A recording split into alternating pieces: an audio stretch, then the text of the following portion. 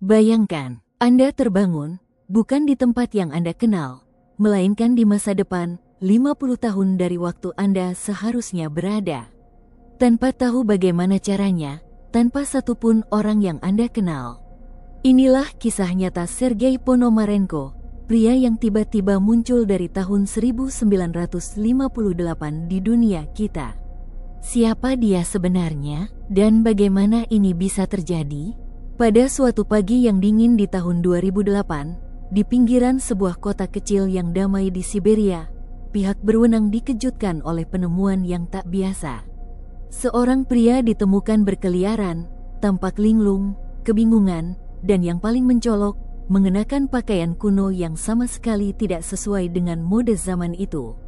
Dari penampilannya, ia seolah-olah baru saja melangkah keluar dari halaman buku sejarah.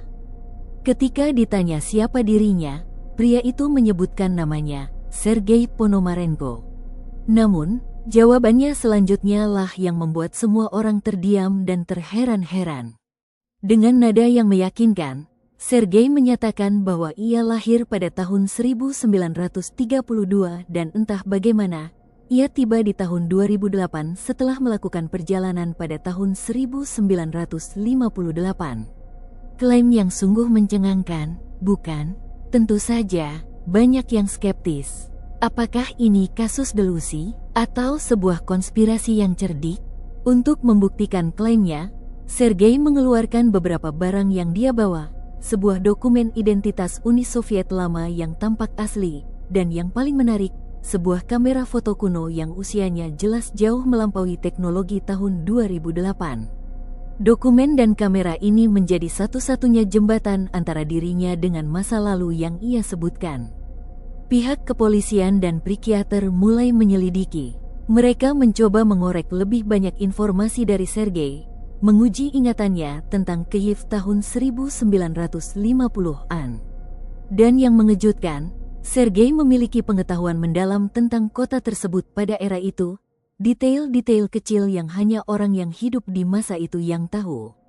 Dia bahkan bisa menyebutkan nama-nama jalan, bangunan, dan tokoh-tokoh lokal yang sudah lama tidak ada atau berubah.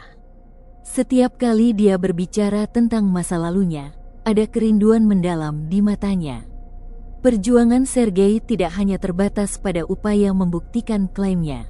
Ia juga harus menghadapi realitas baru yang sama sekali tidak dikenalnya. Dunia tahun 2008 adalah tempat yang asing baginya. Telepon seluler, internet, perubahan politik, gaya hidup modern, semuanya membingungkan dan terasa seperti fiksi ilmiah baginya. Dia mencoba mencari orang-orang yang dikenalnya dari tahun 1958, tetapi mereka semua sudah tua, meninggal, atau tidak bisa ditemukan. Perasaan terasing ini pasti sangat berat, hidup di masa depan sendirian tanpa siapapun yang dikenali. Dan kemudian, misteri semakin dalam. Beberapa hari setelah ditemukan dan dirawat di sebuah rumah sakit jiwa, Sergei Ponomarenko menghilang tanpa jejak. Ia seolah-olah lenyap di telan bumi, persis seperti kemunculannya yang misterius. Tidak ada yang tahu kemana ia pergi, apakah ia kembali ke masanya, atau ke dimensi lain. Yang tersisa dari Sergei hanyalah kamera lamanya, dengan satu gulungan film yang belum dikembangkan. Saat film itu dicuci dan dicetak, muncul beberapa foto. Foto-foto itu menunjukkan Sergei di masa mudanya, berdiri di jalanan Kiev tahun 1950-an, seolah-olah dia memang hidup di masa itu. Ada juga foto seorang wanita muda yang ia sebut sebagai kekasihnya, tampak bahagia di sampingnya. Foto-foto ini menjadi bukti fisik terakhir yang menguatkan klaim Sergei, sekaligus membuat kisahnya semakin tak terpecahkan. Kisah Sergei Ponomarenko tetap menjadi salah satu misteri perjalanan waktu paling menarik dan membingungkan di era modern. Apakah dia benar-benar terlempar ke masa depan dan kemudian kembali? Ataukah ada penjelasan lain yang belum kita pahami, sebuah fenomena di luar nalar manusia?